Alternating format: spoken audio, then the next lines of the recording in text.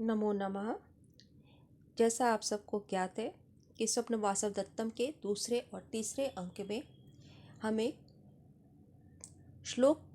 नहीं प्राप्त होते हैं, केवल कथा सूत्र को आगे बढ़ाने के लिए उससे संबंधित जो सार है वो आपको इसके पूर्व वाले वीडियो में बताया जा चुका है। चौथे अंक का प्रारंभ होता है कि पद्मावती वासवदत्ता और अपनी सखियों के साथ प्रमदवन में आई है। उसी समय वहाँ महाराज उदयन वसंतक के साथ आ जाते हैं और ये वो अवसर है जहाँ वासवदत्ता उसके सामने प्रकट नहीं होना चाहती है और पद्मावती उसकी इस इच्छा का सम्मान करते हुए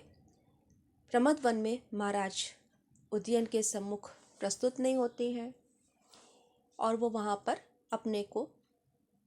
छिपाना चाहती हैं और राजा और वसंतक के बीच के वार्तालाप को सुनती हैं। अब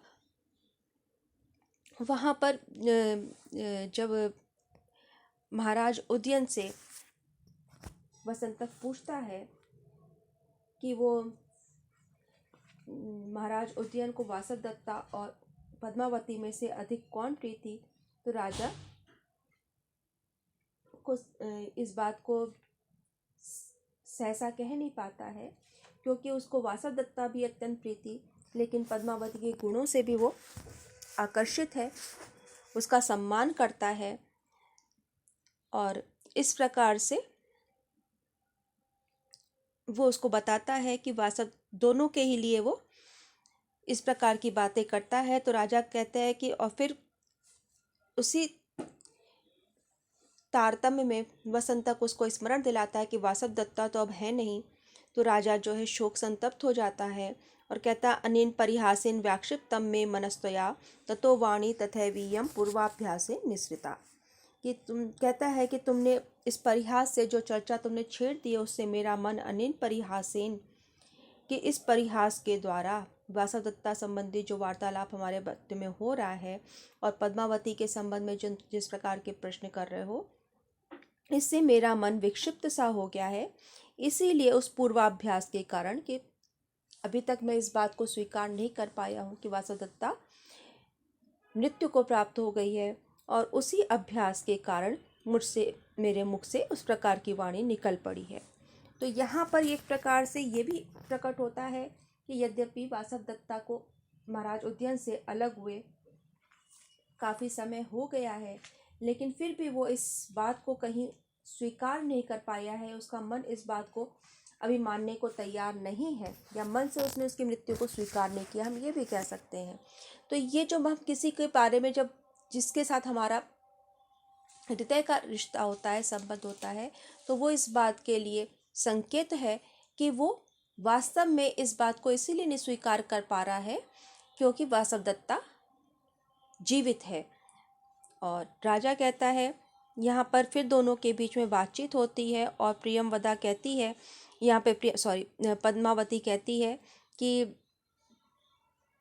ये राजा के चरित्र का उसके ऊपर वो मान करती है कि वास्तव में राजा प्रेम के मामले में किसी प्रकार का छल कपट करने वाला नहीं है। और वासवदत्ता के भी मन में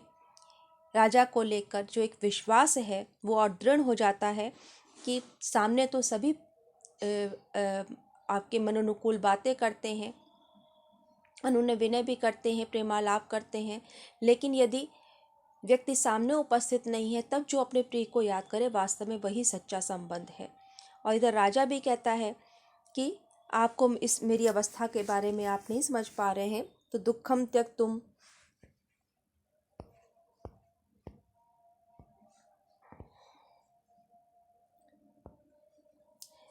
त्यक्तुम बद्धमूलो अनुरागा स्मृत्वा स्मृत्वा याति दुखम नवत्वम यात्रा तो एषा यद विमुच्ये वाष्पम प्राप्ता अनन्या याति बुद्धि प्रसादम।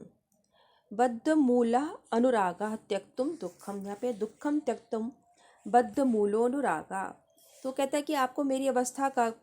ज्ञान नहीं है, क्योंकि जो जमी हुई जड़ वाले बद्धमूलो, मूल यानी जड़, तो जमी हुई जो कहीं आबद्ध है, जिसने कस के पकड़ रखा है ऐसे जमी हुई जड़ वाले अत्यंत बद्ध मूलो अनुरागा, जिसका प्रेम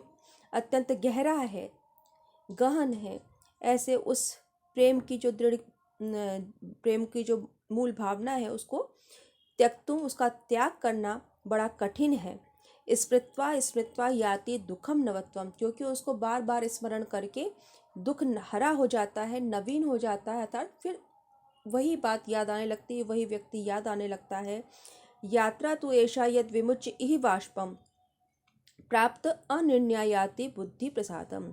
तो ये तो लोक व्यवहार है, संसार का नियम है कि आंसू बहाकर विमुच्य वाष्पम, यही वाष्पम विमुच्य, कि इस संसार में आंसू बहाकर किसी व्यक्ति को याद करके उसके लिए आंसू बहाकर उस ऋण से छुटकारा प्राप्त किया जाता है। प्राप्त अनिर्णय अर्थात उस ऋण से छुटकारा पा जाता है और मन शांति को प्राप्त कर लेता है। अर्थात हम जिसको अत्यंत प्रेम करते हैं, जब वो हमसे विलग होता है तो उसका स्मरण करके हम उसे प्रति जो हमारा भाव है उसको व्यक्त करते हैं। तो इस संसार यात्रा में इस लोक संसार का व्यवहार है, उसका नियम है कि हम उसके लिए आंसू बहाकर उसके प्रति जो हमारा प्रेम है या उसका हमारे प्रति जो प्रेम है उससे हम ऋण होते हैं। उस प्रेम का प्रतिदान करके उसके लिए आंसू बहाकर उससे ऋण होते हैं जो उसने प्रेम किया है, और उस प्रकार की इस प्रक्रिया में मन शांत हो जाता है, निश्चल हो जाता है। तो ये संसार का नियम है। तो यहाँ पर जो बात करता है कि जो एक मनोवैज्ञानिक सत्य है कि यदि हम किसी के लिए आंसू बहाते हैं तो मन शांत हो जाता है, क्योंकि हमारे मन में जो पीड़ा है, जो उसके लिए भाव है, वो निकल जाता है और उस पूरी पीड़ा से मानव व्यक्ति उबरने लगता है। तो एक प्रकार से ये जो एक हमारा जो आचरण है या जो हमारा स्वभाव है, जिस प्रकार से हम किसी के प्रति अपने भाव अभिव्यक्त करते हैं या किसी के प्रति अपने प्रेम को प्रकट करते हैं, तो हमारा उसके प्रति कितना दृढ़ अनुराग है, उसके पीड़ा को हम किस रूप में व्यक्त कर पाते हैं। यहाँ पे केवल आंसू बहाने से तात्पर्य ये नहीं है कि आंसू ही बढ़ाए जा रहे हैं, बल्कि उस पीड़ा की जो गहनता है, उसकी जो गहराई है, उसकी अभिव्यक्ति उसके चेहरे से हो जाती है, उसके नेत्रों से हो जाती है। तो कई बार आंसू प्रकट में नहीं बह रहे हो, फिर भी व्यक्ति के नेत्रों से उस पीड़ा का आभास हो जाता है। तो यहाँ उसी भाव का एक प्रकार से वर्णन हमें मिलता है। अब ये बात करते करते जो है महाराज उदयन का भी चेहरा जो है अश्रुसिक्त हो जाता है। तो कहता है मैं आपके लिए मुंह धोने के लिए जल ले आता हूँ। वो वहाँ से निकलती है और इधर पद्मावती कहती है कि आर्यपुत्र का तो मुँह जो है वो पूरा आंसुओं से उसकी जो दृष्टि है वो धूमिल हो रही है। तो इस अच्छा अवसर है कि हम यहाँ से चुपचाप निकल चले, ताकि उनको स्पष्ट दिखाई नहीं पड़े कि यहाँ प्रमद वन में कौन आया है। फिर वासव दत्ता कहती है कि हाँ, ये आप बिल्कुल उचित करें, लेकिन इस समय आपका आर्यपुत्र को छोड़कर जाना, महाराज उदयन को छोड़कर जाना उचित नहीं होगा, तो आप यहीं ठहरे और मैं यहाँ से निकल जाती हूँ। तो यहाँ पे एक वासव दत्ता के अंदर जो एक परिपक्वता है वो दिखाई पड़ती है कि वो चाहती है कि पद्मावती, क्योंकि वो स्वयं प्रकट हो सकती है, लेकिन उदयन के प्रति जो उसका प्रेम है, तो ऐसे समय उसे एक संबल की आवश्यकता है। तो पद्मावती से अधिक उपयुक्त व्यक्ति कोई नहीं हो सकता है। तो वो पद्मावती को उदयन के पास छोड़ के जाती है और पद्मावती के वहाँ पर रुक जाती है। उस बीच में वहाँ से विदूषक प्रवेश करता है, तो क्या देखता है कि अरे ये तो पद्मावती हैं। पद्मावती कहती है ये क्या है। तो विदूषक कहता है कि नहीं, मैं महाराज के लिए, वो एकदम से जैसे कहते कि जवाब नहीं दे पाता, उत्तर नहीं दे पाता है। और पद्मावती उससे पूछती है क्या बात है, ये आप क्या कर रहे हैं। तो विदूषक उसको बताता है कि पुष्प का जो पराग महाराज के नेत्रों में पड़ गया, जिससे उनकी दृष्टि आँख से पानी निकलने लगा है, इसलिए मैं मुंह धोने के लिए पानी लेने आया हूँ। तो पद्मावती अपने मन में सोचती है कि ये जितने उदार और कुशल महाराज उद्यन है, उतना ही उनका ये सेवक भी है। तो राजा भी पद्मावती को देखकर एक बार संभ्रमित हो जाते हैं, जैसे हम कहते हैं अचकचा जाते हैं, और वो भी वही उसको जवाब देते हैं। तो कहते हैं पद्मावती को कि जब उनसे पूछती कि आप कैसे हैं, तो राजा उनको बैठाता और कहता है, उसको एक प्रकार से अपना जो है स्पष्टीकरण देता है कि शरद शांक गौरेण वाता विद्येन भामिनी काष्प पुष्प लवे निदम साश्रुपातम मुखम ममा, कि अरे सुंदरी, यहाँ पे भामिनी पत्नी को कहते हैं, सुंदर स्त्री के लिए आया है कि शरद शांकर गौरेण, कि शरदकालीन उज्ज्वल चंद्रमा के समान जो गौरवर्ण वाले हैं, ऐसे वाताविध्येन वायु के द्वारा लाई गई, उसके द्वारा संचालित काश पुष्प लवेन, काश पुष्प के कण से, उसके पराग से, मेरा ये के कारण, उसके कारण, यहाँ पे हेतु तृतीया है, तो काश पुष्प लवेन, तो काश पुष्प के पराग कण के कारण मेरा मुख अश्रुयुक्त हो गया, अर्थात मेरे नेत्रों में पानी आ गया। तो यहाँ पर हम देख सकते हैं कि कई बार हमें जो संवाद है, जो भाव है, उनकी पुनरुक्ति मिलती है कि एक व्यक्ति जिस बात को कह रहा है उसी की बात को, उसी वाक्य को दूसरा व्यक्ति भी दोहरा रहा है, जिससे वो एक प्रकार की सहमति मिल जाती है कि हाँ यही कारण है। कि विदूषक ने जो कारण बताया राजा के नेत्रों में आंसू आने का, वही महाराज भी वहाँ पे बता रहे हैं। तो उनमें एक प्रकार का, जैसे हम कहते हैं कि दोनों में एक तारतम्य है, परस्पर जो सहयोग है, सहमति है, या उनके जो एक हम कह सकते हैं कि उनके बीच जो एक आपसी समझ है कि किस दिशा में उनका जो है विचार श्रृंखला जाएगी, क्या कारण उपस्थित करेंगे, तो वो एक समान जो उनकी जो विचार प्रक्रिया है उसका हमें दर्शन मिलता है कि किस प्रकार से जो अनुकूलता दिखाई पड़ती है वो यहाँ पर हमें राजा महाराज उदयन और उनके मित्र वसंतक जो विदूषक है उसमें दिखाई पड़ती है। इधर वो मन में सोचता है, वो एक कारण तो बताता है लेकिन मन में सोचता है, राजा की इयम बाला नवोदवाहा सत्यम श्रुत्वा व्यथाम रजेत कामम धीर स्वभावेयम स्त्री भावस्तु कातरा। तो वहाँ पर भी एक बड़ा उज्जवल पक्ष रखता है कि उसके मन में सोचता है कि नहीं, मुझे ये कहना ठीक ही था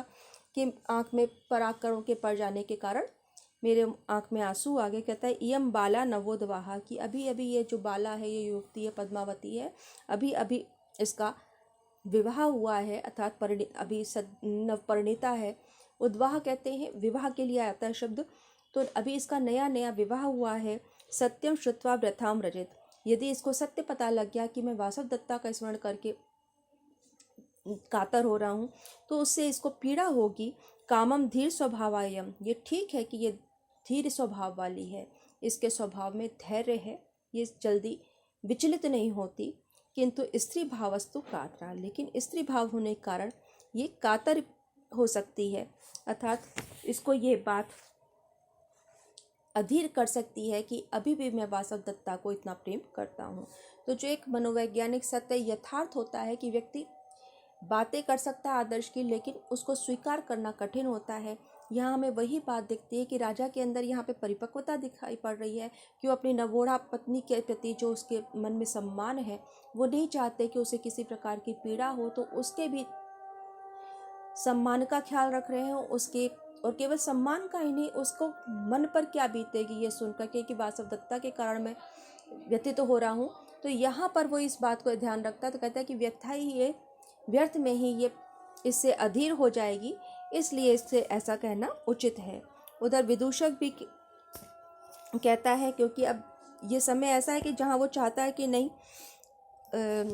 इसको अभी यहाँ पे रहना उचित होगा या यहाँ से निकलना हमारे लिए उचित होगा, तो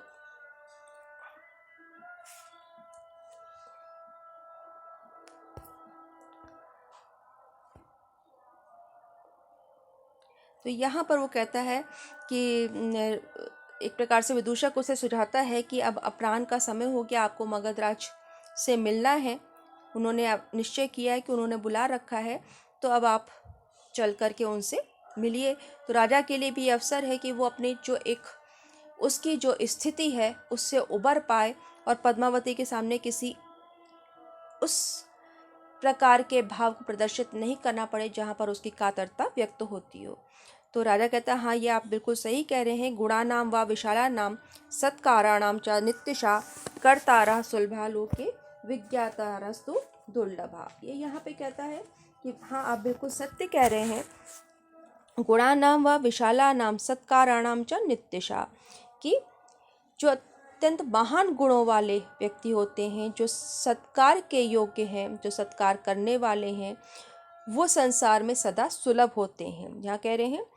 कि गुणानाम व विशालानाम सत्काराणाम च नित्यशा, वो संसार में कर्तारः सुलभा लोके विज्ञातारस्तु दुर्लभा। तो ऐसे व्यक्ति तो संसार में सदा सुलभ हैं, लेकिन उन गुणों का, उनके सत्कार को जो है उनको जानने वाले अर्थात उनका सम्मान करने वाले,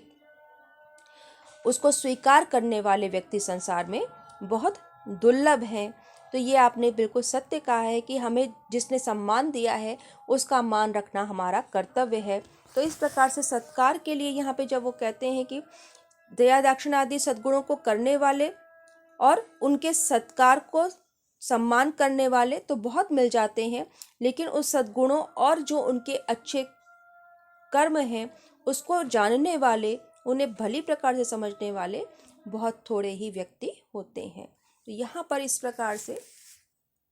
चौथा अंक पूर्ण होता है। अब इसके पश्चात अगले वीडियो में हम पांचवा अंक पढ़ेंगे। तब तक इसको आप निरंतर पढ़ते रहिए और इस कथा जो, क्योंकि इसमें गद्य भाग काफ़ी है मात्रा में, तो उसका अध्ययन करना आपके लिए आवश्यक है, नहीं तो कथा से कहीं तारतम्य नहीं होगा। तो उस श्रृंखला को बनाए रखने के लिए, उस सूत्र को पकड़ने के लिए आप इसको निरंतर पढ़ते रहें।